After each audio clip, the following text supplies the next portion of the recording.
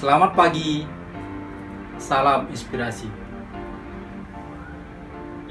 Kali ini kita akan coba bahas tentang tokoh anti korupsi, ya, tokoh pemberantasan korupsi yang sangat fenomenal, ya, yang baru saja kemarin meninggalkan kita semua.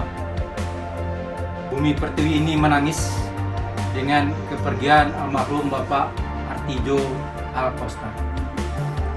Innalillahi wa inna ilaihi rajiun.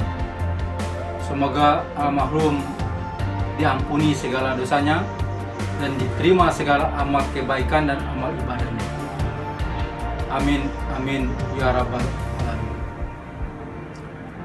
Nah, bicara integritas atau pemberantasan korupsi atau hukum, ya, kami perkenalkan buku kami yang judulnya Integritas Bangsaku, yang berapa tahun yang lalu dibedah di gedung KPK RI Jalan Rasuna Said di depan para jaksa, para pegawai KPK, para kru KPK serta beberapa tamu undangan dari umum.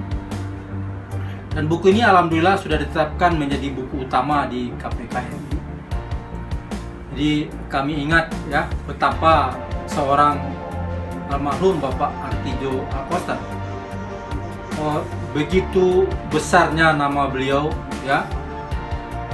Ketika beliau meninggal kemarin pagi atau siang kemarin, kami sempat WA-WA-an dengan beberapa orang tokoh nasional yang kami kenal integritasnya dan kejujurannya, dan semua tokoh-tokoh bangsa tersebut mengatakan bahwa bangunan integritas atau bangunan moral kejujuran almarhum Pak Artidjo itu jauh di atas beliau-beliau.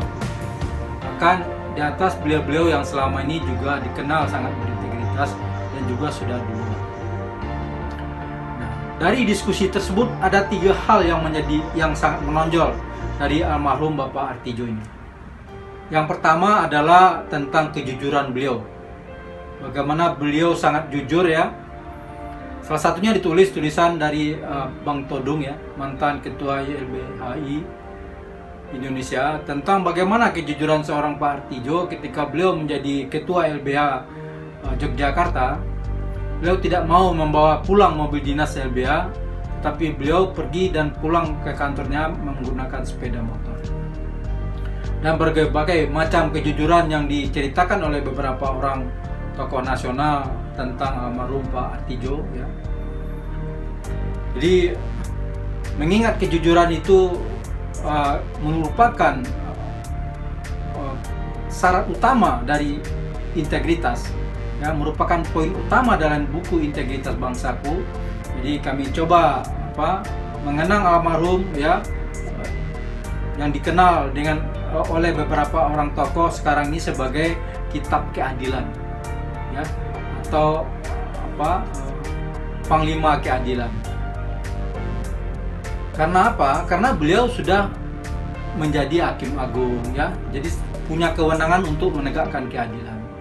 Waktu meninggalnya, beliau adalah dalam posisi anggota Dewan Pengawas KPK.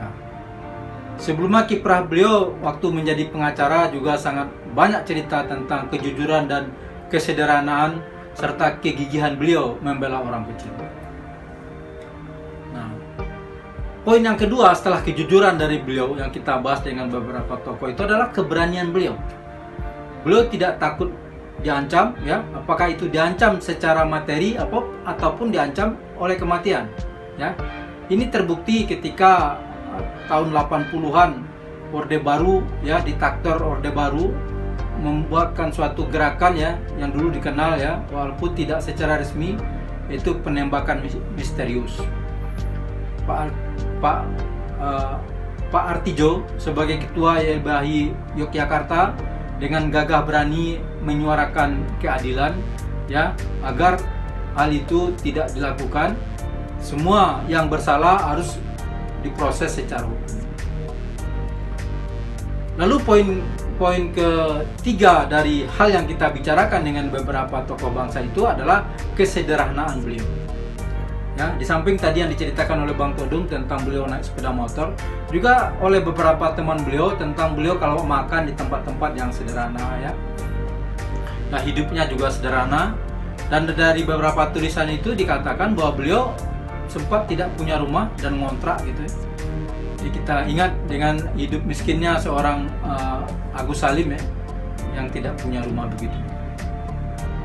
Nah, kesederhanaan ini sangat penting untuk menjadi teladan di bumi pertiwi ini. Kenapa? Karena rata-rata orang-orang yang korupsi, orang-orang yang berbuat jahat itu adalah kebanyakan terpengaruh oleh hidup hedonis, hidup bermewah-mewah, ya, bermewah-mewah yang tidak sesuai dengan kemampuannya mendapatkan kemewahan. Akhirnya dia menghalalkan segala cara, ya, apakah itu dengan korupsi, dengan mencuri, ya, dengan segala macam. Sehingga dengan demikian 3 hal penting ini ya menjadi poin utama untuk juga menjadi pedoman buat semua pemimpin, karena perubahan di negeri ini hanya bisa terjadi kalau ada kemauan dari para pemimpin.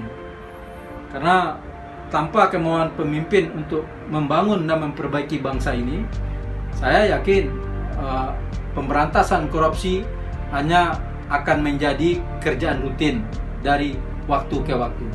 Artinya penumpasan atau penangkapan para koruptor terjadi, tetapi tumbuh dan berkembangnya koruptor-koruptor baru juga terjadi.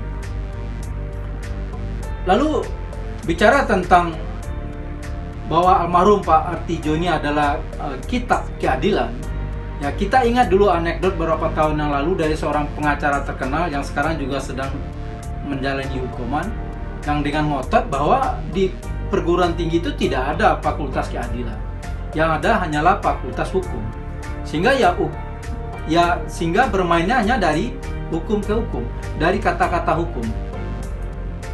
Nah, dengan anekdot bahwa sekarang itu yang penting adalah hukumnya ditegakkan, bukan keadilan yang ditegakkan, ya kita lihat sekarang fenomena-fenomenal para pimpinan instansi, para anggota institusi, apakah itu anggota dewan, berlomba-lomba mendapatkan tunjangan, gaji dan segala macamnya dari dana negara tanpa memikirkan faktor keadilan buat rakyat. Apa yang sudah mereka perbuat, bagaimana kondisi negara ini.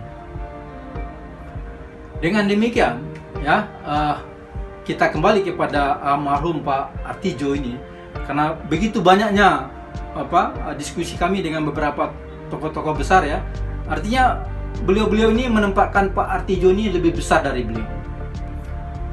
Kami menggarisbawahi bahwa kebesaran seseorang itu bisa berasal dari kejujuran, keberanian, dan kesederhanaan, bukan dari kemewahan. Semoga 3 poin penting ini ya, bahwa kebesaran berasal dari kejujuran, keberanian, dan kesederhanaan. Semoga sharing pada sore hari ini ada manfaatnya.